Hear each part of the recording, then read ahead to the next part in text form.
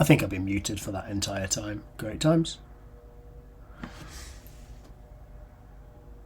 Yeah, probably. So yeah, I was just talking about this guy. And much like Pit,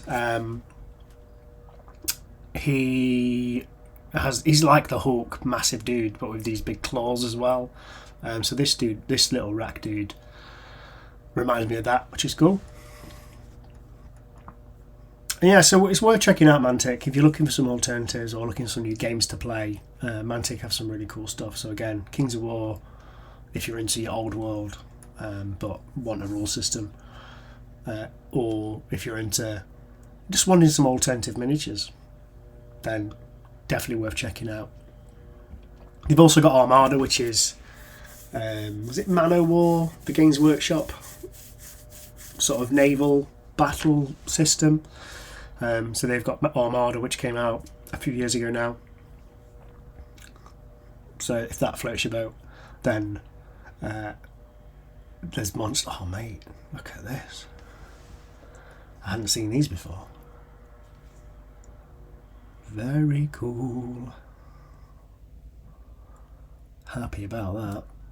Yeah, so again, tangent. Also, famously, they did the Hellboy board game, which is awesome. And if you're a fan of Hellboy or not, it's worth picking up because the miniatures are great, and it's a great solo co-op game that's worth picking up. So yeah, Mantic. So what else do I want to talk about today? Well, so I mentioned at the top that I picked up a game at UKGE. So Dice Heads were at the stand just behind us, and they have this sort of Battle Royale miniatures game. So Zoontails Battle Royale, so a little rule book. It's pretty, nicely laid out, nice and clear.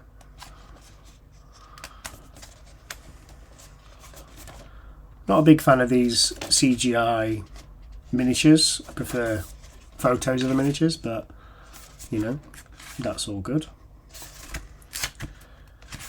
I know this is a new game for them, so they were showing it off for the first time, I believe, and there's like more factions coming. So yeah, I got the I basically wanted to get some miniatures that my daughter might be interested in painting.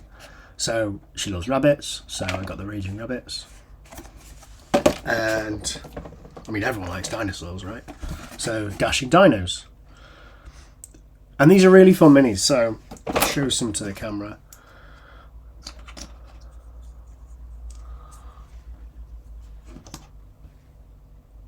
So you got a little archer dudette, because this rabbit has breasts. You got a little fireball throwing crocodile type dinosaur. I know crocodiles are dinosaurs. I really like this dual hammer dinosaur. Got a little mage rabbit as well. Again, these don't have crazy detail, so they're going to be really fun to paint.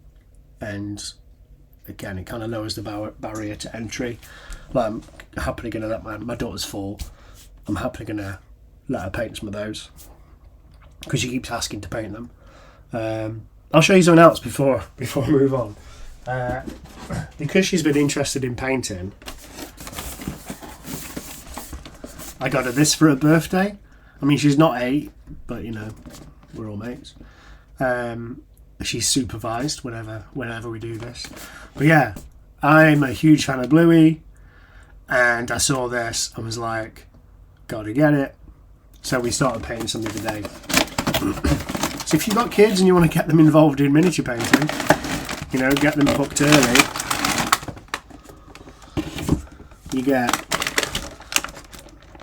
You get Bandit, you get Chili, Bingo and Bluey. You get all the paints you need. And you even get a little brush. I don't know where the little brush is gone, but you get a little brush as well. So you see we start to paint them. But yeah, really happy with that. I don't think it's readily available in the UK. I had to get it from Amazon, and I got it from, I think it came over from the States, which is less than ideal, but it is what it is.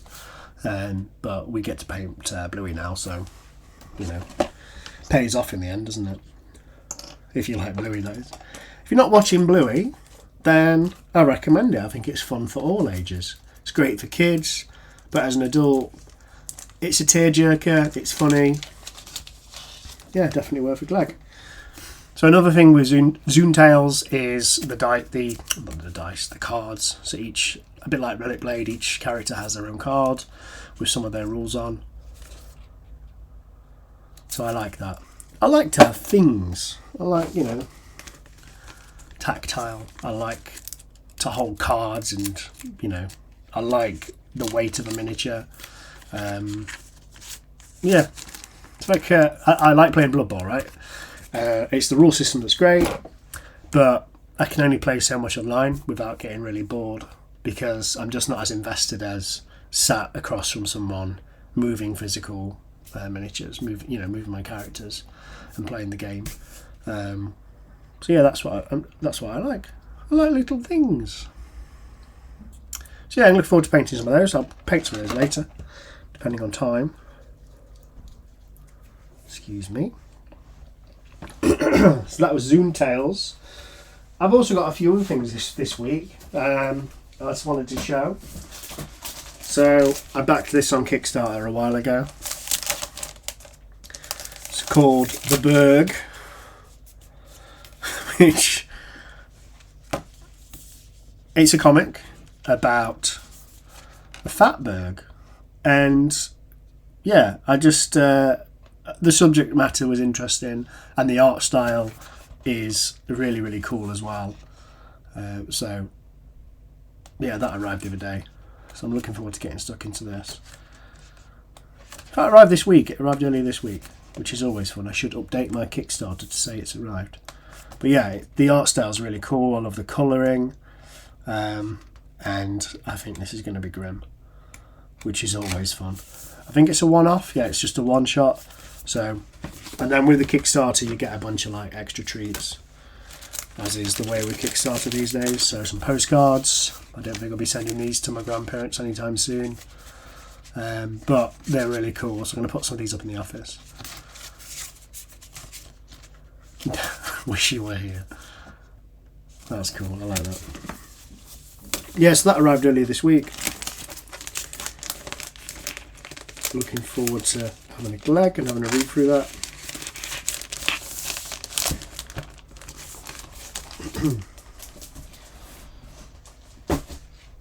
Tabletop Gaming arrived this morning.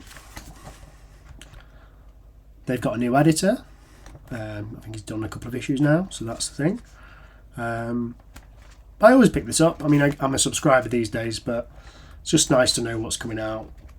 There's always some good articles, and they cover a lot. You know, they cover the history of board games. They do miniature games as well. So yeah, that's really nice. And then I can't remember what's in this box, so I figured what I'm going to do regularly is just open boxes that have been sat around in my office for ages. I know this is metal. These are metal minis, I think, because it's heavy, really heavy, and it's a big sized box. Let's have a look. So if I just push some things out of the way.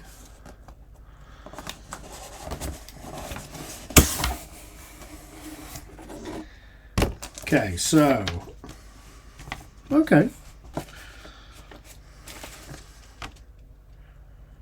What do we have?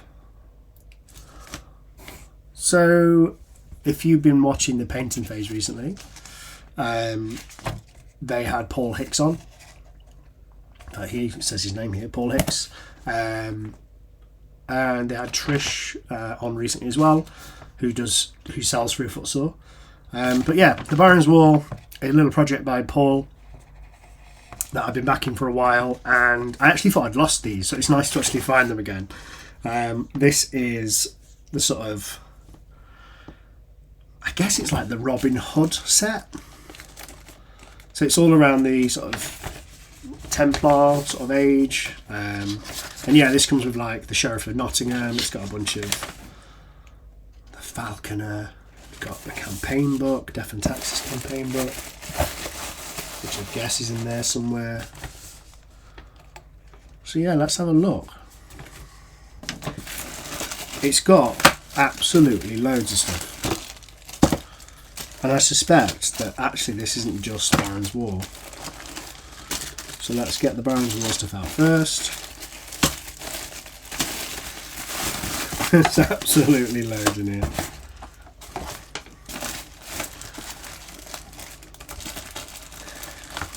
Yeah, Baron's War, Baron's War, Baron's War. Okay, what's this? Bad Squiddo stuff. Gardening equipment. So, a couple of years ago, I think it was, Annie at Bad Squiddo started to do scenics. These are sculpted by Wristful, and the detail on these and the quality of the resin is absolutely superb. So I've got a bunch of other sort of scatter terrain. I just like, some of them are just really fun, like, you know, do I need a gardening equipment for my miniatures? Maybe not, but if I wanted to do like a abandoned homestead or something like that, or if I was playing Middle Earth and I was doing like a scene in the Hobbit in the Shire, not the Hobbiton, in the Shire, then these would be awesome. And the detail on these is absolutely beautiful. And again, resin gets a bad rep because some companies aren't very good at it, and you know, you may as well sculpt it yourself. But you can do good resin, and all of Annie's stuff is really great. It's done by CMA, and yeah, these are absolutely lush.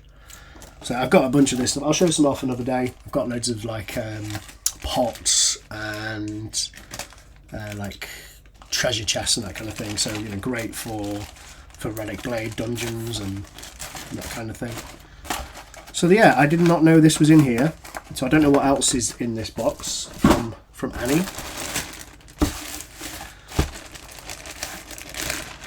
So let's have a look. So, okay, so I've painted some already by the looks of it. So these are Soviets. I've actually painted almost a full sort of battalion of Soviets.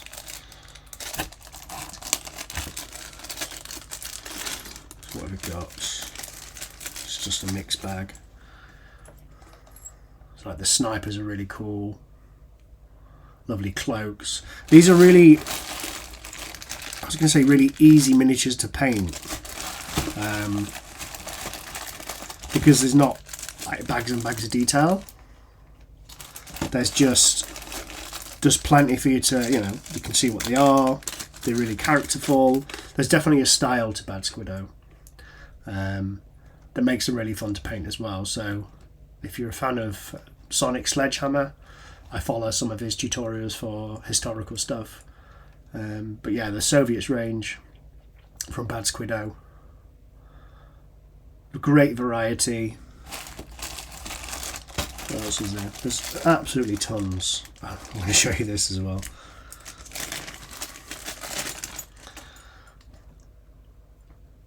Here's a little a lady holding a pig.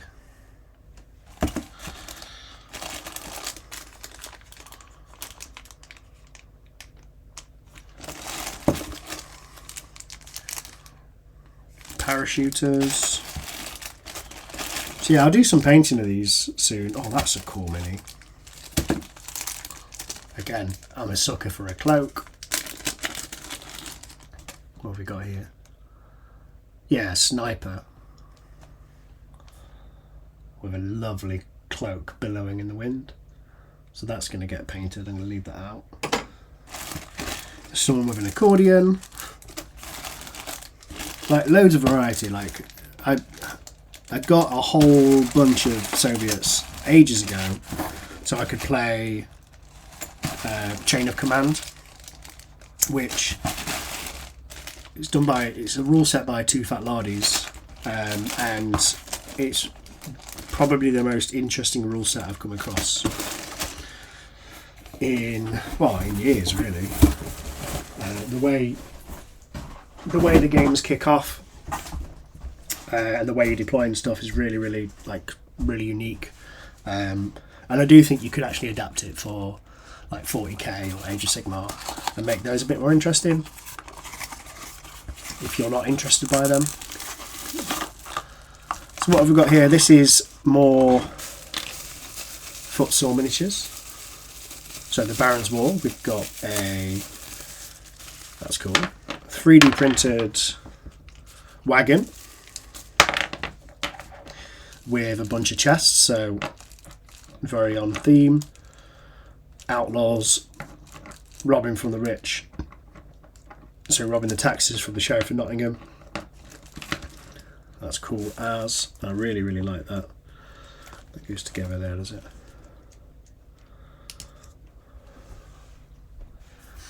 I think this is from futsal. I'm assuming so, because Annie's would be in resin. But yeah, that's really cool. Again, really, that would be a really good objective marker. Could use that in Relic Blade as well, really easily. In fact, you could pair that up with the maybe even substitute it for the Yak objective, and have a very similar scenario, but with a wagon. It's funny, you lose all your words when you start to do these things live. So with that in mind, just going to get some coffee.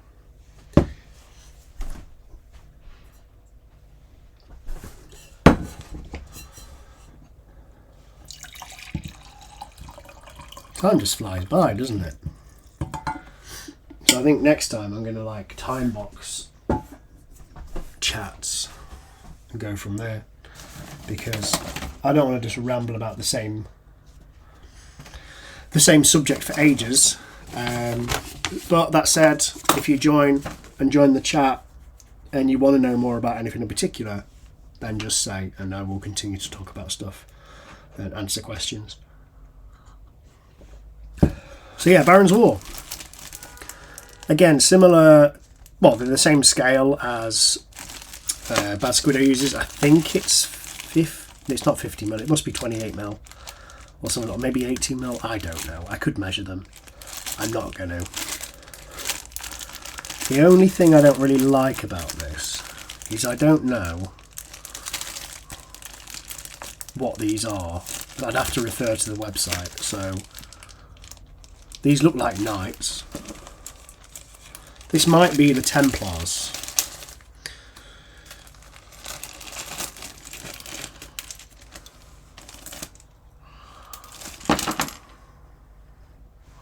But yeah, you got some really cool knight figures.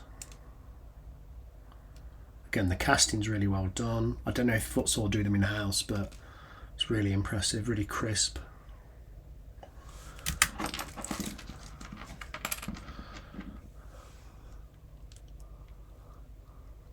Nice. And then, I mean, the one I'm really interested in is the Sheriff. See if I can find the Sheriff.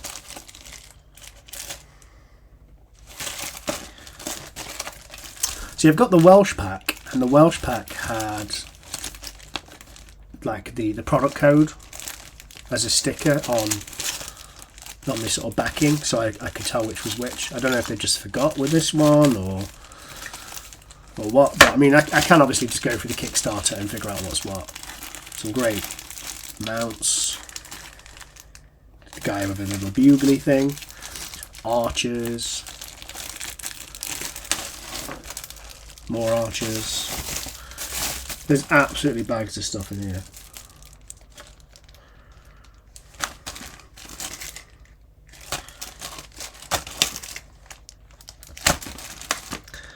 Bags of stuff.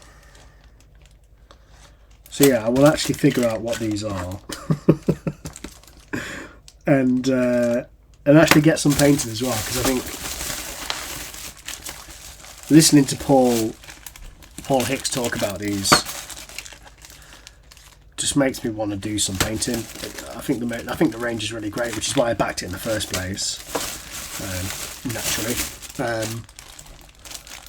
so it deserves, you know, it just deserves to be painted. Like, I mean, all miniatures deserve to be painted, but I think these are really cute, really fun. And there's some rules somewhere. Apparently, I've got the rules. I've definitely got them as a PDF download. But according to this, I also have the Death and Taxes campaign book.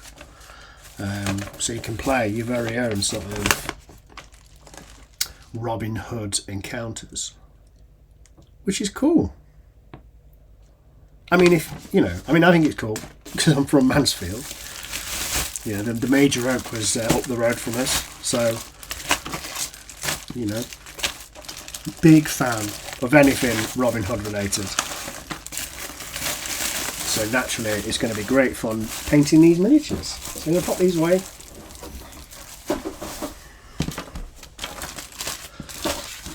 So many miniatures.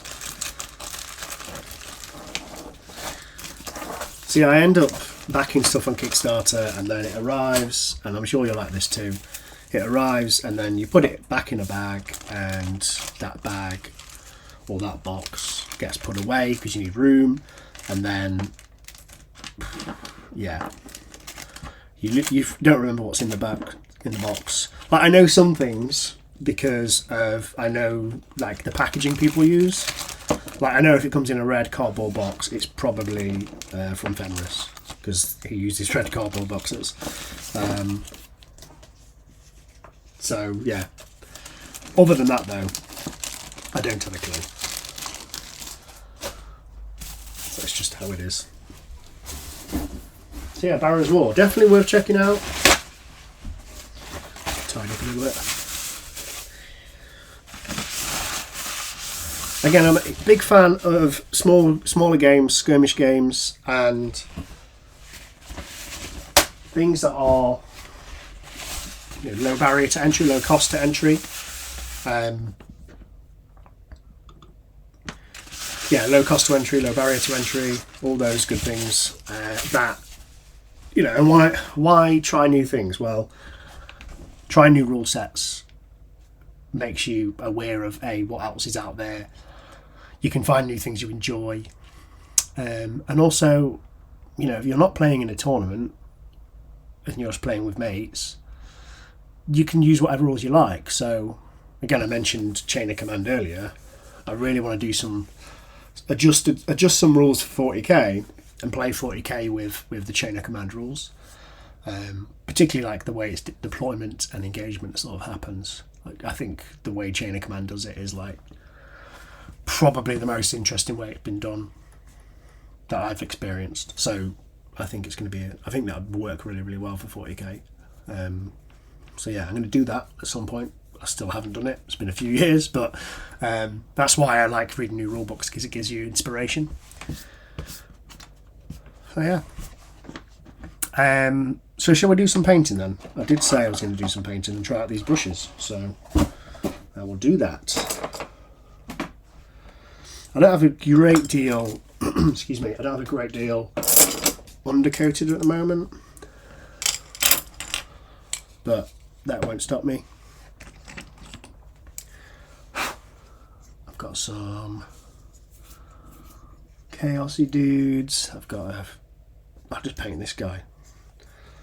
Naturally, I have Space Marines coming up my ears. So the brushes that I spoke about last week are a new offering from Turbo Duck. These are Phalanx from Game Envy Creation. Or no, they're a Game Envy creation. So Game Envy is the company.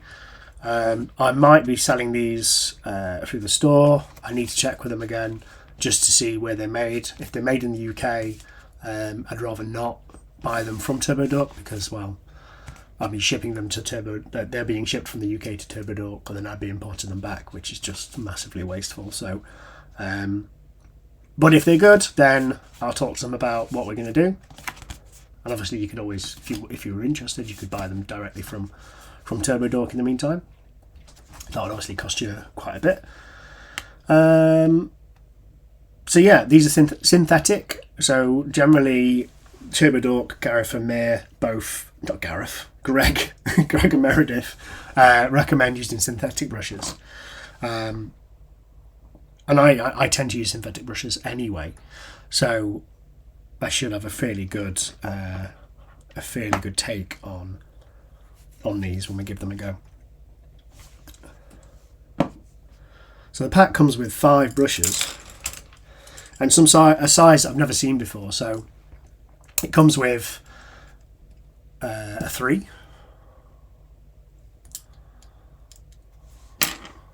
a 1,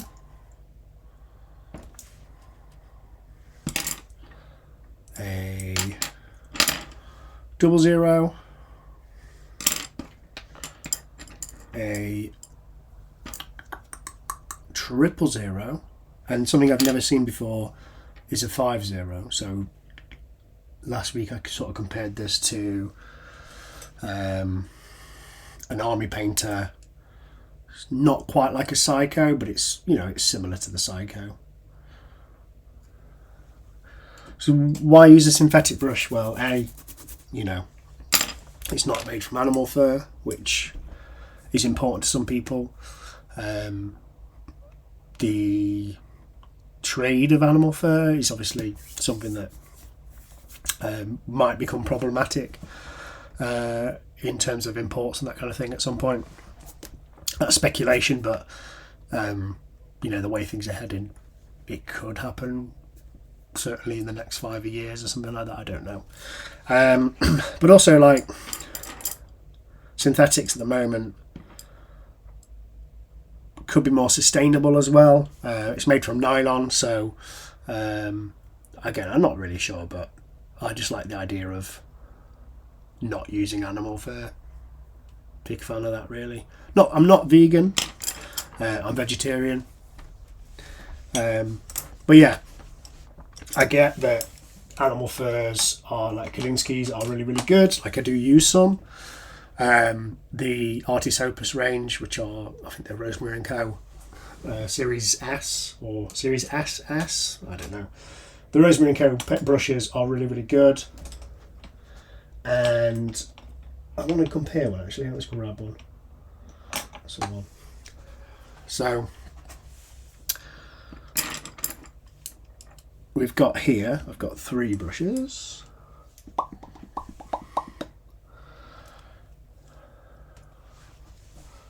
No 2 brush companies are the same, which is always fun for comparisons. But I've got a Phalanx number 1 and an Artis Opus number 1 here. You can see that the body's pretty similar. The tips are pretty similar. If I just wet that one as well. So yeah, you've got really good points on them as well, and they've got a decent body, so they'll hold a lot of paint. And that's the key, really. You want a really fine tip, but you want a decent body, so you can, you're not forever having to dip into your palette again to get more. I was going to say juice, but more paint is actually the words I'm looking for. I was just looking for my Broken Toad number 1. But I can't find it, which is a shame, because I could do a direct comparison then. What have we got? 3, 00. Yeah, so I don't have a direct comparison. I do have a 0 of the broken toads. So the Fugazi range. So they're not available anymore, which I think is a massive shame, because they are really good brushes, and these are my sort of staple, my go-to brushes. But yeah, you can see the 0, similar, less of a body than the Phalanx 1 or the Artis Opus 1, but that's the closest comparison I could give you without digging through all my brushes and finding it. So I'm going to give these a go. I might do a direct comparison with not direct comparison, but a comparison with the Broken Toads, just to see how I feel about them. I use the Broken Toads a lot. Again, they're my sort of go-to brush. I tend to use these two actually, so the number 2 and a 0 just for most jobs. Though I do use the 1 a lot, I just don't know where it is. Probably taken it somewhere to do some painting. And then probably not ended up painting, which is often the case. So yeah, let's have a look at some painting then. So I'm going to start with the number 3. We need some paint, so I'm going to do this as a dark angel. So we shake up some paint. Let's do some. This is great television.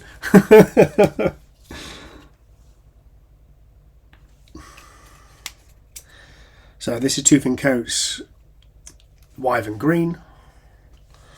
That's on my little palette there. So let's try this out. So what I'll do is I'll do a coat of this Wyvern Green.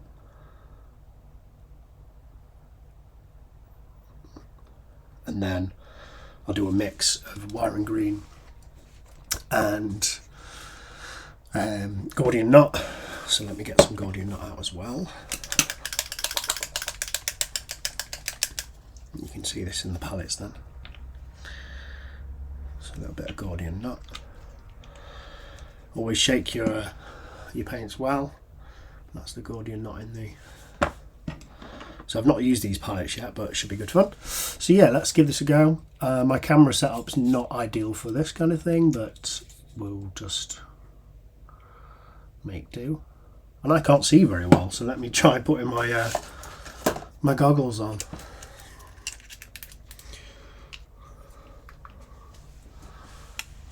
So yeah, these have been a game change for me.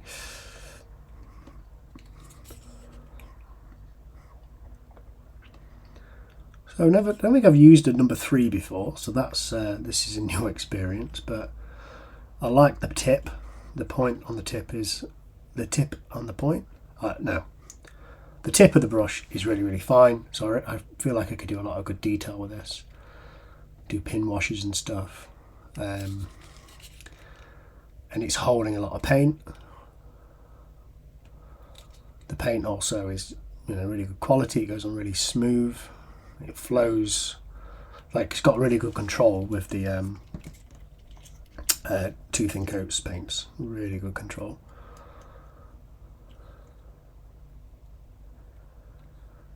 Which I think, you know, whatever your level of painter, I'm not a great painter by any means, but I feel like if your paint is predictable in the way it flows and, you know, the way it comes off the brush, then it's easier for you to paint. That's certainly how I feel about it anyway. I'm allowed to be wrong.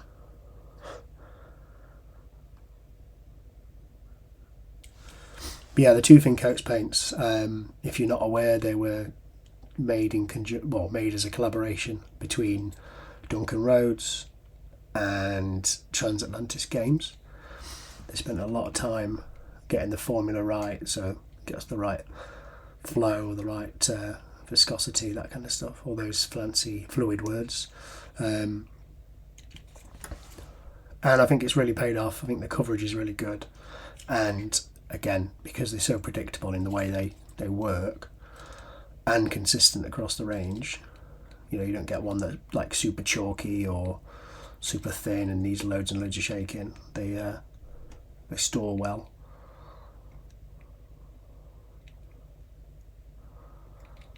Okay, so I've done a leg with that brush. So it's not a direct comparison, but it's similar. So this is number 2, Broken Toad.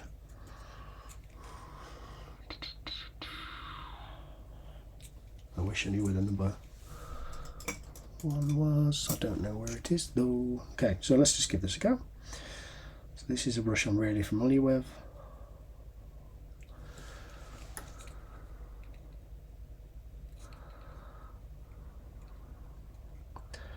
So this is actually really similar in terms of the shape and size, and again you know, no two brush ranges are the same. They're all different. So even though this isn't a number 3, it's probably a fatter brush really. It's not got as good a point than the Phalanx. But I think for basing it's good. So just putting some base colours on.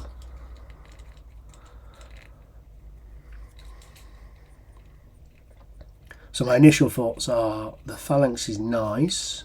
For this type of work, I think I'm happier not to have such a great point. You know, I'm just slapping some paint on at this stage, so it doesn't have to be a great brush. That said, there's no harm in using a great brush, but I like to use a bigger brush for that type of thing. So the Artist Opus number 4 I'm a big fan of that. So that's number 4. Again, great television. It's got a really chunky body on it. Probably quite similar. Not, you know, it's not as fat as the number 3 is not as fat as this, but it's fat enough. So again, I know this is a good brush, but I've watered that down too much for my liking, but here we are.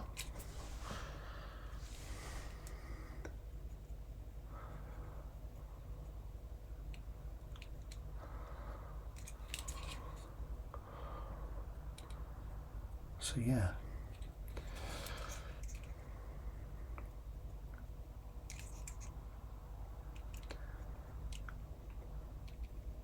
I got that mix completely wrong, but hey.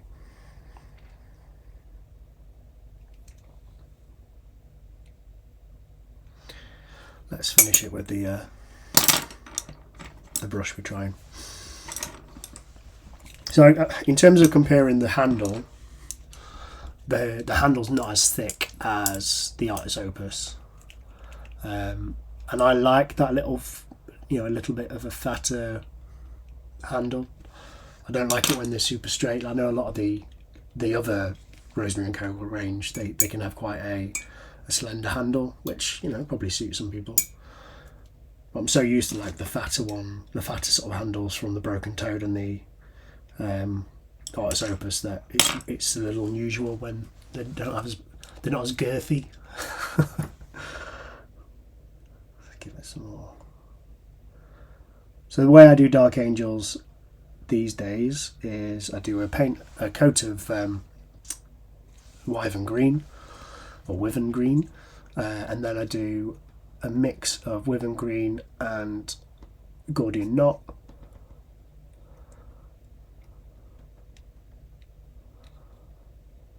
And then I do a coat of Gordian Knot, and I find that it gives you a nice, rather than trying to do loads of layers of Gordian Knot or 3 or 4 layers of Gordian Knot, it just gets you there a lot quicker, and it goes over the so the mix of Gordian Knot and Wyvern Green, that goes over the model really well, and then the Gordian Knot over the mix goes over really, really well as well. So it feels like you get the results you want a lot quicker.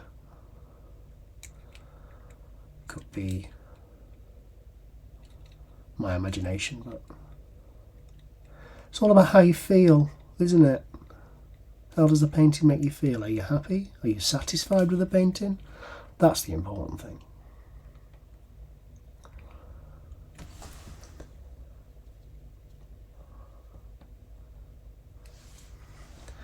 So yeah, I think I will probably like a bigger brush than this number 3. I feel like this number 3 will be great for most jobs because the point is excellent.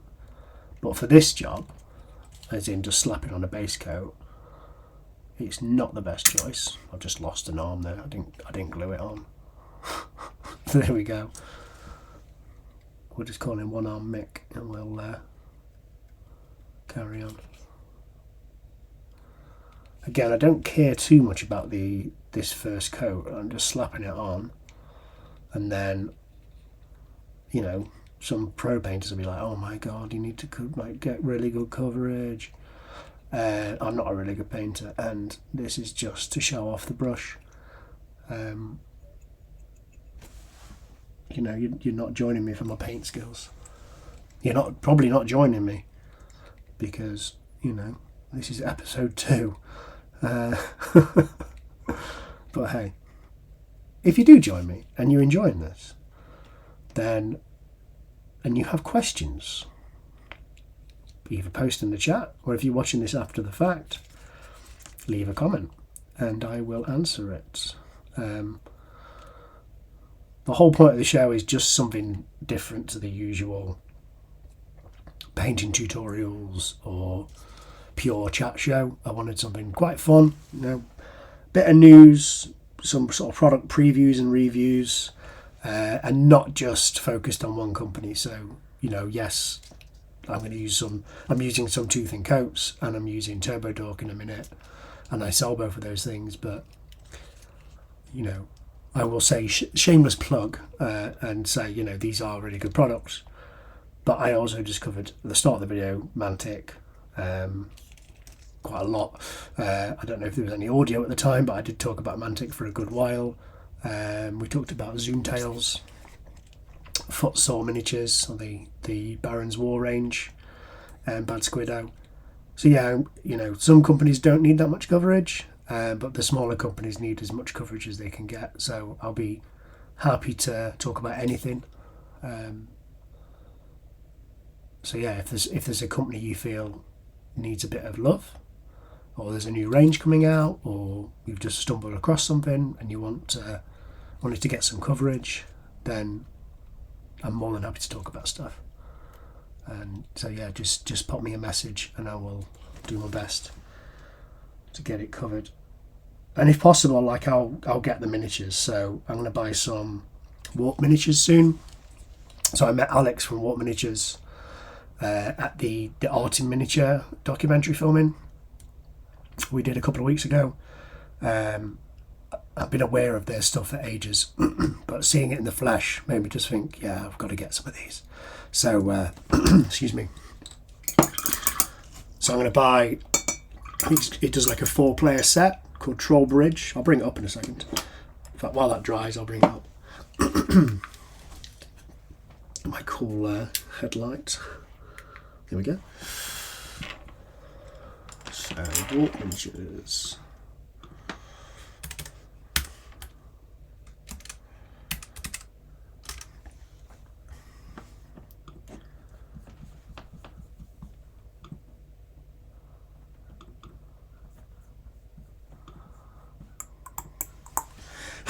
Yeah, so 1 to 4 player starter box is what I'm going to get.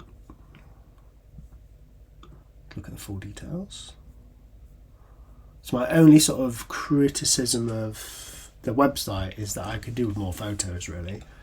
I mean, I guess like you can see everything here, and if I went around the store I could find all the images and stuff, but it would be nice to be able to see, just click through and see them all, you know.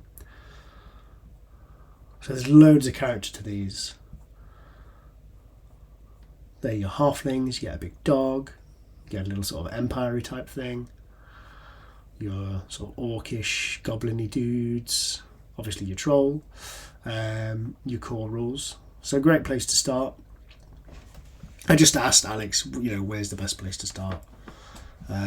This is another fun thing as well. So you get to choose whether it's resin or metal. Some things are just resin, you don't get a choice, but you get a choice at the moment with a lot of them.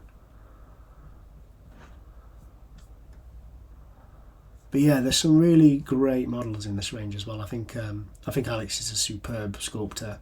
I know Sean from Metal King Studio, the Relic Blade creator. He's a big fan of Alex's as well. They did a great podcast recently where they talked about the different approaches to sculpting and stuff. Really, really fun episode. And that's the Relic Buds podcast if you're interested. So yeah, look at some of these. Like, think I love all of these sculpts. I love this sculpt. This sculpt's fantastic. This sculpt's amazing. These goblins are awesome. This one is amazing. There's a banjo. So yeah, I'm going to look forward to painting these when they arrive. A fun fact, not only does Alex do all the sculpting, he does all the painting as well. So I think Andy's incredibly handsome. So yeah, he's got a lot going on. He's definitely been blessed with great genes, and but awesome guy, you know, phenomenal sculptor, super imaginative, like creative guy. Again, incredibly handsome, but we won't hold that against him. This is definitely a range to check out, and again, small scale. You can get into it as much as you like. The miniatures are awesome, and they're going to be great fun to paint. There is one of my favourite miniatures in this range. It's a bookcase. Let me just find it. I was setting up some scenes for their documentary, just helping out with their camera crew and just setting up like dioramas and stuff. And what are they going to be called? Wizards? Yeah. So charmed bookcase. This, I saw this as like I've got to get this game. So yeah, that's the charmed bookcase. And there's like a wizard holding a book. So cloaks, tick. Love a big cloak. But if you're holding a book, you know. She's got a book. She's got an incredible wheelchair. I love the boots. I love that she's visually challenged as well, because I am. They're awesome minis. Awesome minis. And then there is, I think it's in this set, this guy with a book. You know, if it's got a cloak or it's got a book, I want it. I'm easily pleased.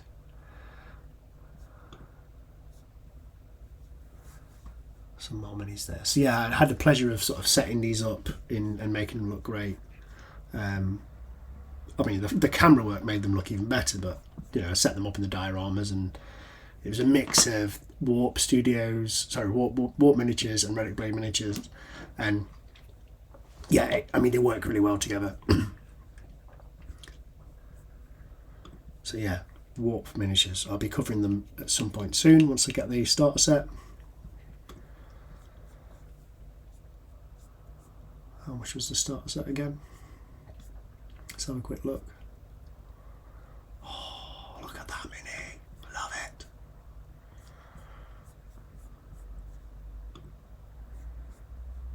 So 90 quid for the starter set. It's not bad. You get a heap of miniatures and your tokens, your rule book.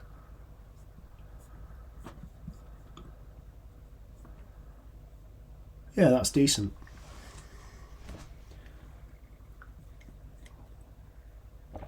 Excuse me. And I guess like all good starter sets, you can take that and then go, you know, make, say you like the Auric or Aurochs, I don't know how you say it, then you can just invest more in those or get some more halflings.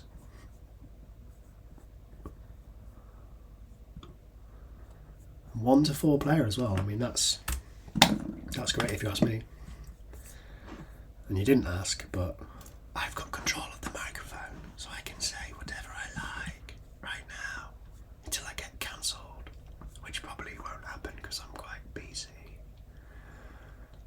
Oh, he also does some football teams. Squeaky Blinders, what a great name. Cool. Nice one. I like that. Right. So that was Warp Miniatures. A little tangent on Warp Miniatures. I'm going to leave this arm off because we're just doing a little bit of painting. So top down. Excuse me.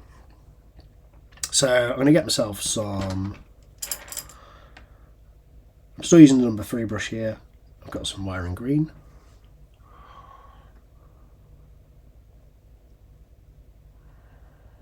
You know what, I'm just going to get some more from the bottle.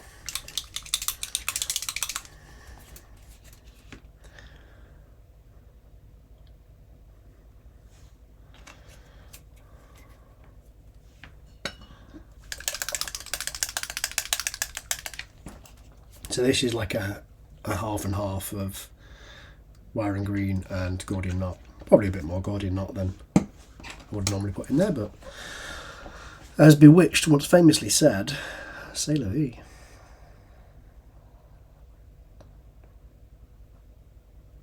So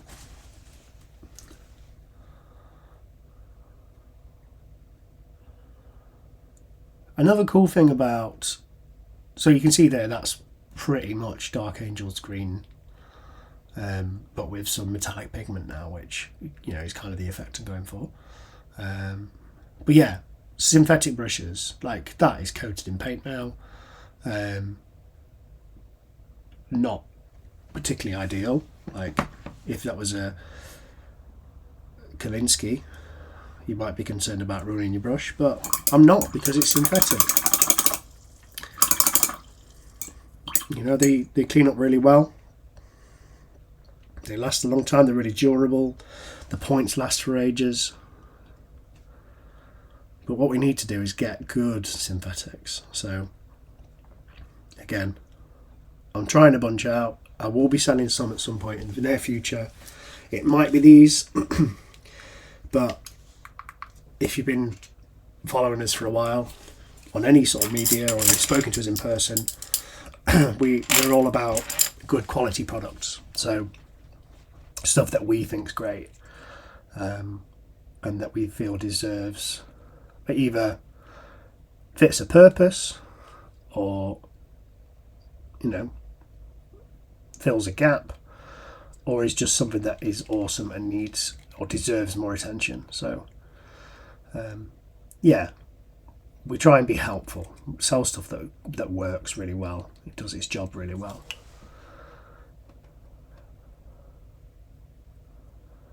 So that's why we sell the red grass palettes as well, and the red grass handles, because I use them. I think they're great. I don't use them for everything. Like I've got a bunch of, back in the day I bought some GW things, holders that I use. I don't use the attachment anymore. I just put blue tack on the top. And then I also, like, when I'm doing a lot of spraying, I got some corks and I got some 40mm bases and some blue tack or pink tack, and I use these so I can just put a whole bunch of miniatures on these, and, you know, I can do a whole session of spraying, like if I'm doing base coats or whatever, or even just undercoating. They're great for that.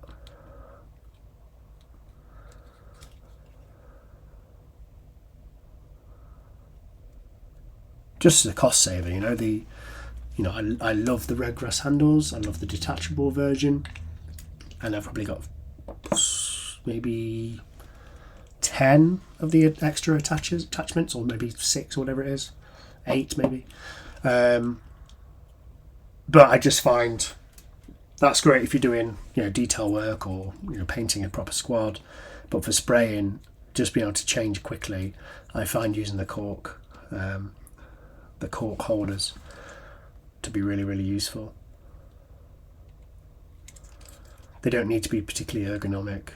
I don't need to move the miniature around too much because I'm just spraying it. So those are sort of perfect. And then I end up, if I'm doing a lot, I end up using the red grass handles, the GW handles, and the cork ones, just because it's like all hands on deck. You know, trying to paint an entire, like, combat patrol box or whatever, you just need as much as you can get. So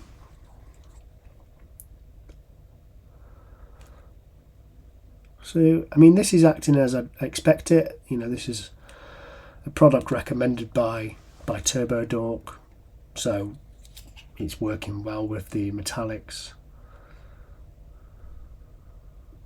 Again, I'm not worried about knackering up a brush.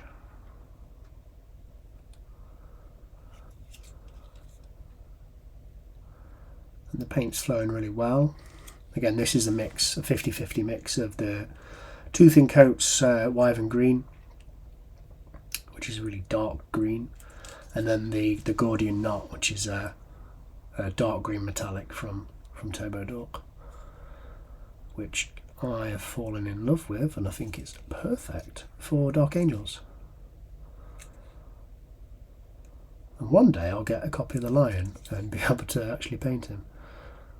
I did get the Forge World one a while ago, which is a great model, but also it's Forge World resin, so there's going to be a lot of work involved. Yeah, this is a nice brush. Not much to say about it at the moment. The point is really good. Like, I do feel like I could do eyes with it. Again, you probably can't see very well, and I do plan on investing in a better camera for painting. Not that I'm a great painter, but you know, if you're showing off any paints or brushes or any sort of tool that requires some close-up view, a good camera will, you know, help everyone.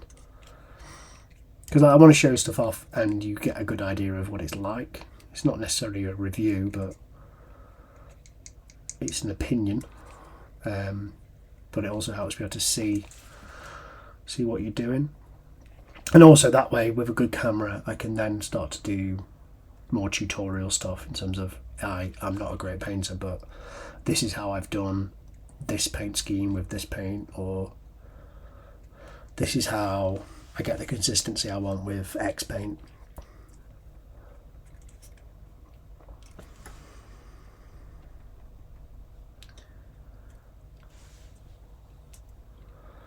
But ordinarily, for the Space Marines, I'd just do this with an airbrush, but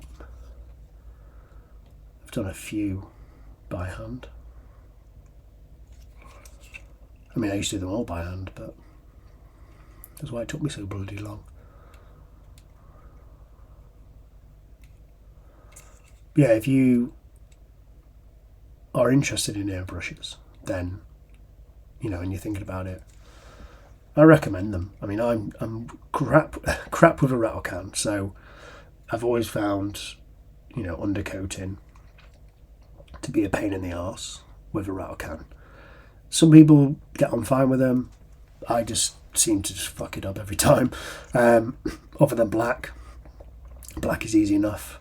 But then, like, you need the weather to be right, you need the humidity not to be too much and all that stuff. So like, there's lots of variables that you've got very little control over. And obviously it's not recommended to spray it within the house. So yeah, and an airbrush setup. I've got a booth next to me there. I say a booth, it's not a great view, but little spray booth, tabletop spray booth that I use. It's got an extractor on it with filters, so you know it's not knackering up my lungs, and it means I can spray whatever the weather, like the temperature doesn't matter, the humidity doesn't matter, because I'm inside and I can control those things a lot easier. And then it's much easier for me to then go, okay, right, I've done the first batch. You know, what I tend to do is do a batch, so I'll undercoat them with a black. Then by the time I've finished doing all the models, I can then move on to white to do a zenithal, and the miniature is already dry, ready to go. So it's just a case of switch the colour over. You know, I'm not having to then prime a new rattle can or anything like that. Again, some people love rattle cans, but I've never got on with them. And you know, they only hold so much. They only last so long. Like if you've used it and it's been over a year since you've used it and you've still got some in, it's probably not going to work anymore.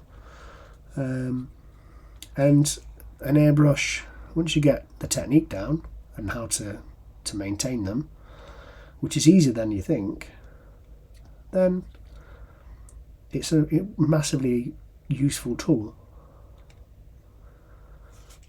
which gets, you know, a lot of the work done for you, so you can focus more time on getting the details right.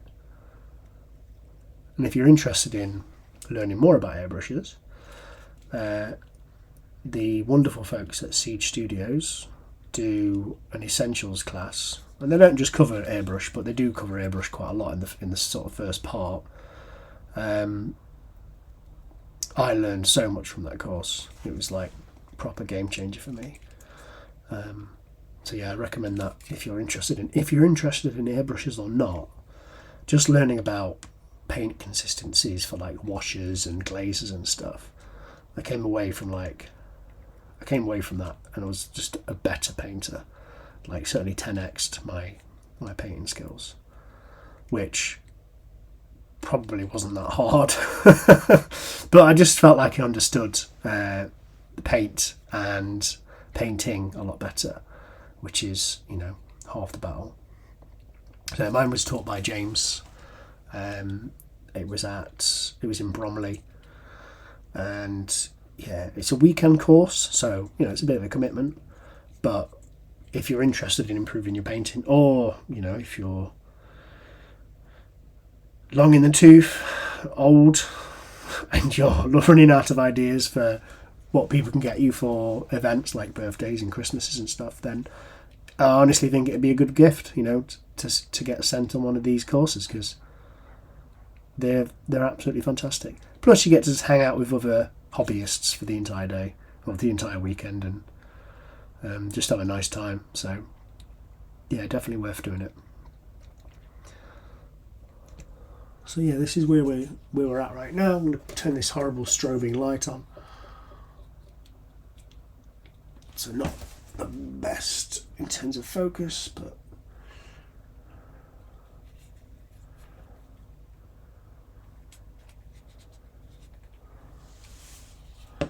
I'm pretty happy with the coverage, and the brush is good.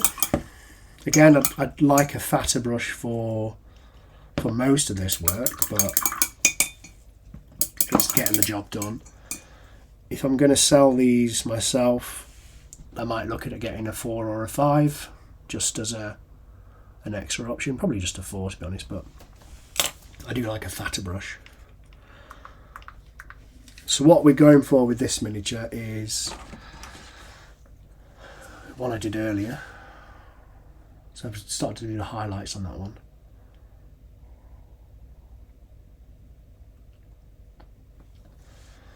So you can see it's not quite as light, but it's getting there. So like I say, the next layer is just going to be Gordian knot, and that'll get it up to the sort of the lightness I need in terms of the main portions, and then it's a case of highlighting. So I'm probably going to highlight with, I'm going to experiment today. I'm going to try some matcha. Sorry, not matcha. Malum Malice. Excuse me. Which, this is a really, really old bottle. I don't know if it's going to work because it's actually broken. So it might have just be ruined, but we shall see. Quick time check, because we are going on and on now.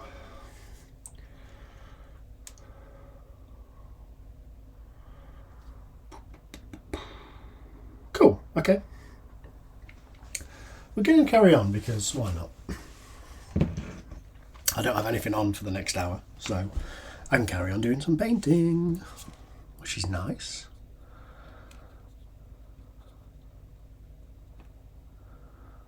So yeah, it's pretty smooth coverage. You know, with metallics it can be quite difficult, but again, with mixing it with the Wyvern green, you just get a wonderfully smooth finish. I don't know if it's the medium in the two thin coats, but it just works really, really well. So yeah, really recommend. Obviously recommend 2 thin coats because it's a great range, and obviously I sell it, but genuinely, I was telling Pete, one of the creators, and one of the founders of Transatlantis, selling him like, I got the set, I backed it on Kickstarter, and it sat in a box for months. I didn't touch it, and then I needed a colour. I can't remember what colour it was, but I needed a colour, and I opened the box because it was the closest thing next to me, and just tried one, and was genuinely just surprised and delighted with the quality. So again, the feel of it as you're painting is satisfying. You feel like you've got loads of control. So yeah, definitely worth checking out. There's loads of reviews about them on the internet as well, because you can imagine they sent it everywhere. There's a good one by Ninjon. He's one of my favourite streamers these days, and does good reviews. And his review of them is really good. I don't know if he uses them day to day, probably. And he's a little bit agnostic in terms of what colours he uses, but what paints he uses, sorry. But yeah, generally really good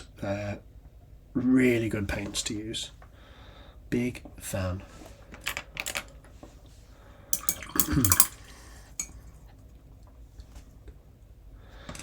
Some more Dark Angels I've been working on. So I did a battalion. So this is a slightly different recipe that I'm doing today. And this was all done with airbrush as well. Not all of it, but all the armour. And rather than just doing edge highlights, I've just kind of gone for, I guess, kind of a zenithal, but using a brush. So I just picked out all the bits that capture light. So all I did is like get this horrible strobing light that I've got here. And then wherever the light hits, like wherever I get like a massive reflection, I'll then paint with a lighter colour into there. So, and that would have been a mix of Gordian knot and emerald green to get those highlights. Or it might have been it might have been ethereal green. One of those two. I've got it written down somewhere. But yeah, I like the way that's come out on the flying dudes. I don't know what they're called. Yeah, I think it's come out really well. Rather than just doing edge highlights in the classic sort of heavy metal, I tried something different, and I think it's paid off with those. Again, it's one of those, it's hard to see hard to see when you're just doing a painting stream. But you know, in person, they look cool. It's a strange one. Again, I'm not going to bang on about it. I'm not a great painter, but I get by, and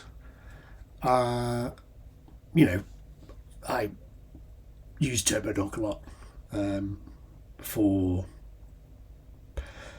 like my Tyranids that I did recently. Well, last year I think it was. I did some Tyranids. I did the Leviathan colour scheme, but the purple I switched out for Miami Sunset. Not Miami Sunset, it was cheat day, so it would have been Sweet Dreams. So yeah, Sweet Dreams Turbo Dork paint. And you know, people at shows will take photographs of the miniatures I've done, because together they look, you know, it looks cool. You've got a bunch of Gene Stealers and a Brood Lord, I think it's called. And then a big Ghibli Tyranid thing, bug. But together they look really cool because the painting's not great. It's definitely they're tabletop standard, but together the effect they have is like, that's a cool army, which is kind of what I'm going for, right? I'm probably never going to be an incredible painter. I do try to improve, because I do want good miniatures, and you can see on stuff like these I've been doing more, perhaps you have the right camera, doing more, doing skins better, and just trying to improve, because you always try and improve, right? So I'm always trying to improve, and it's a lot easier now. I've got these glasses because I can actually see details, and I'm no longer sort of scared of painting faces and stuff. But I'm also always trying to balance time, because I know like my time's precious, and I'm sure your time's precious, and like painting painting like a bunch of miniatures at once. I like to do batch painting. I like to get them to like 3 colour minimum as quickly as possible. And then from there I can then go, right, I can do the do the details as and when. And yeah, that kind of suits me.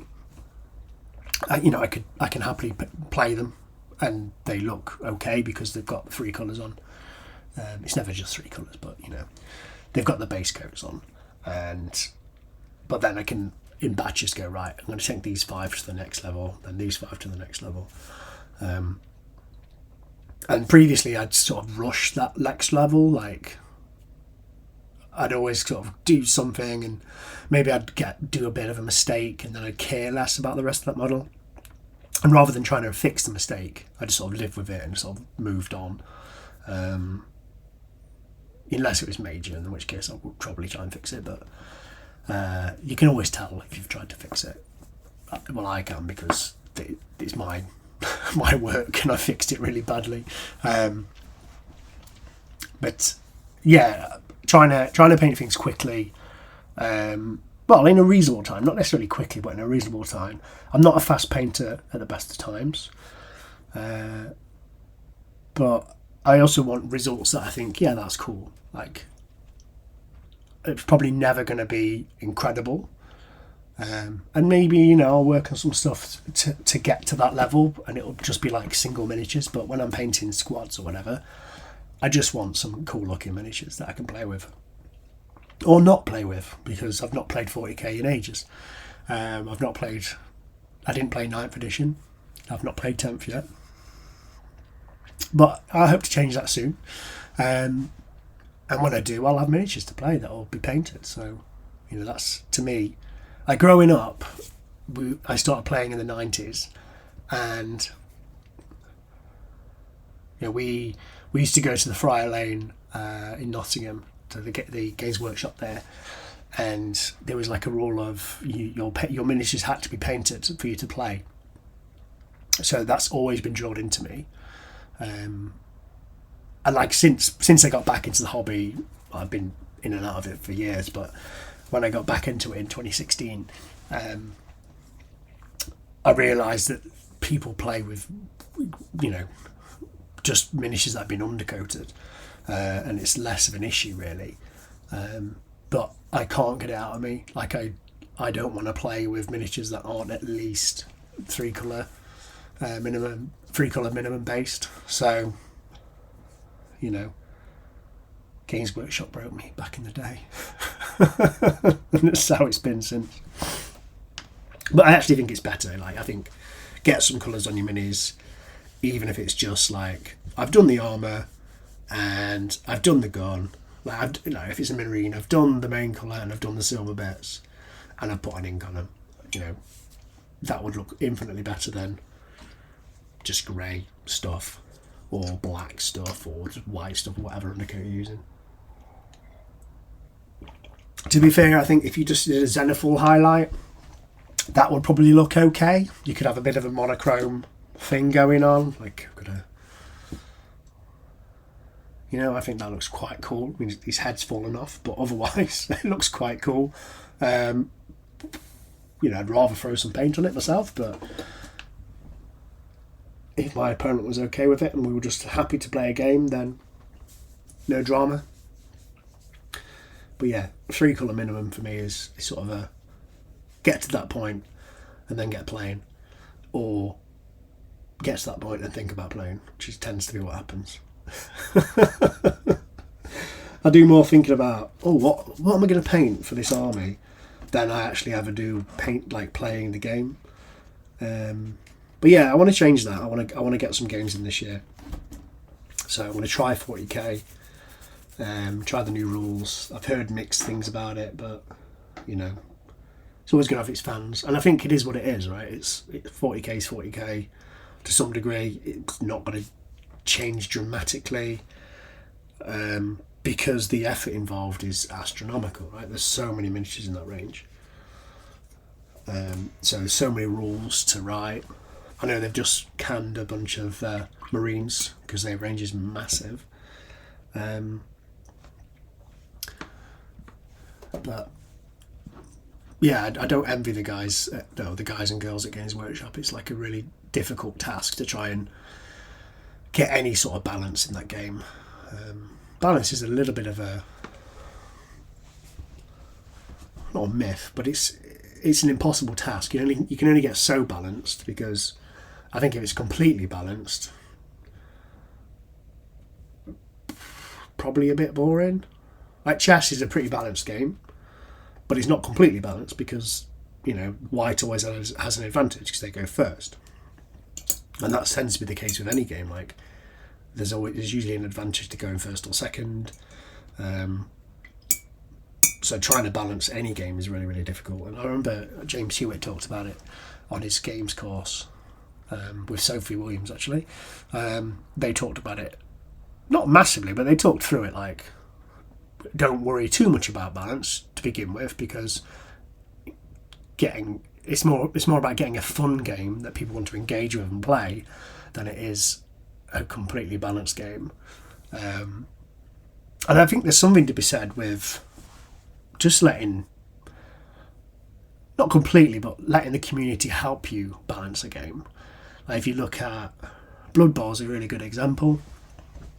Blood Bowl for years was sort of ignored by Games Workshop. It had been, they weren't selling it anymore, so sort of out of sight, out of mind. But the community carried on playing, and there was a rules committee. To be fair, I think there were some people from Games Workshop on the committee, but the rules committee would basically make sure that the game was kept alive, along with the NAF, so that anything that was particularly broken was changed over time. So they had a competition rules pack. I think it got to the 5th version, I think it was, CRP 5? I might be wrong. But the last CRP was like the most solid version of the game. And it was that way until 2016 when the new edition came out. And realistically, the new edition didn't add or didn't change much at all. They made some good changes.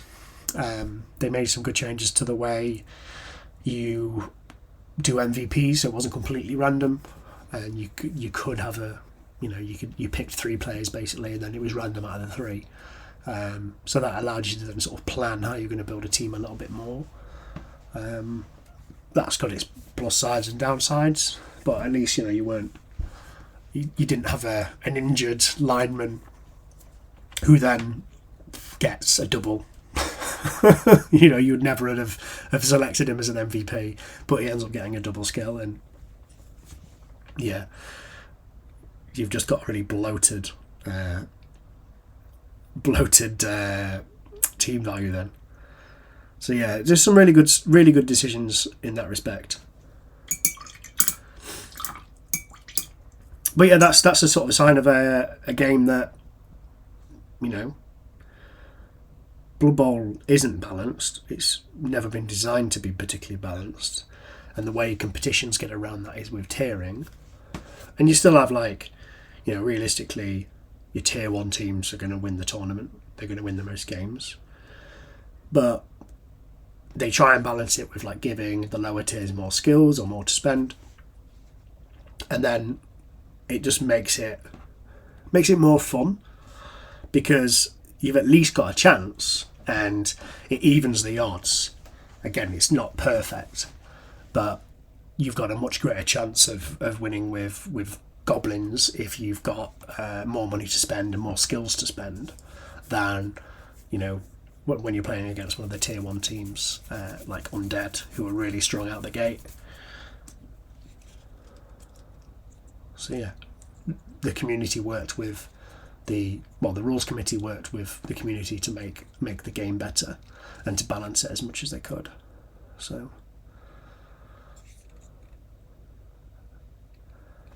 I don't know too much about it, but I remember hearing the Honest Wargamer talk about Age of Sigmar and how the point system came about, because originally Age of Sigmar didn't have points, and it was kind of they try to make it a selling point, but you know, it neglects a chunk of the fan base which play it competitively. Or, you know, a lot of people just, they're used to playing with points. So like if you try to have a game with a mate, you want to have some kind of balance. So you pick a points total and then you play to that points total. You build an army to that points total, sorry. So yeah, it was someone in the community came up with the points values for Age of Sigmar, as far as I'm aware. So another great example of like, no, be open to the community. Like, people who love the game, you know, there's always going to be people that want to exploit and like break things because it gives them an advantage. But if you have enough people giving you feedback, you can filter that out, and you can always find people that are willing to invest their time and energy into making things great because it's in their interest. You know, you've got a wonderful community of people that are really passionate, that want to play the game and want to make the game fun for everyone, or they want to make it competitive and balance it as much as they can.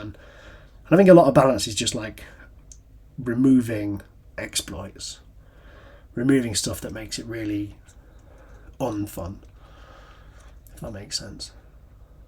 Because again, making a balanced game is really, really fucking hard, especially with a system like 40k or Age of Sigmar where your range is just massive. That said, I think, you know, it's a D6 system, so there's only so much scope, so much range. So then to make something special, you'll then go in, you're giving modifiers to stuff, and then obviously it's kind of flavour of the week, so whenever something new is released, that gets all the new gubbins. So I'm sure with like 10th edition, if it's good now, it'll probably get better, and then as they sort of come to the end of the cycle, it will have got worse because they're running out of room to make things good or bad. But hey, there we go. So yeah, I've just been chatting away, painting on this Gordian knot. So this time it was just Gordian knot. I'm losing my voice because I've been talking so much. Which is what happens when you're in a room on your own, talking to the internet. Hello, internet. But yeah, so that's the Gordian knot. That is a version I did earlier, similar. So you can see the Gordian knot part is just about there now, and then I'd go on to highlights next. To be honest, I might do another layer of the Gordian knot, but it's not essential. It's the coverage is there. But yeah, I'm impressed with the brushes. Again, for that particular job, I'd have liked a bigger brush. I thought a 3 would be big enough, but apparently I like even bigger. So maybe a 4, maybe even a 5 because of this range. The 3 seem to be on the smaller side. Again, if I compare that to a number 2 Broken Toad, which again, they don't exist anymore by the looks of it, but a number 2 Broken Toad is got a fatter body, so that will hold more paint. So, you know, I'd be able to paint that miniature a bit quicker because it'll hold more, paint in the body. But hey, that's by the by. So yeah, I'm going to look at these again, speak to Turbo Dork about them, see where they're made. If they're not made in the UK, then I will probably be stocking these. I will talk to them about the different sizes because I would like a bigger brush. But yeah, impressed so far. I'm gonna finish this miniature next week with y'all and do some detail work with it, and try some of the smaller sizes. But that was a size 3, and so far it's good. Keeps the point really well. The point on that is exceptional, to be honest. So again, I could do eyes with that. Thanks to my amazing goggles, I'll be able to do eyes with these brushes, even a size 3. So there you go. So I probably rambled enough at you for today. Let me just show you how cool I look with my goggles on. Calm yourselves. But yeah, highly recommend getting some of these if you are old or you've got poor eyesight. They include a little light. Boop, boop, boop, boop, boop, boop. The magnifiers are detachable, so there's different sizes. I just went straight to the max because I want to see that stuff. And yeah, it's really helped me up my game. It's made me a much better painter because I can see things. Finally see them. So there'll be less of this, which is one of my first paint jobs, and more of that, which again you can't see very well, but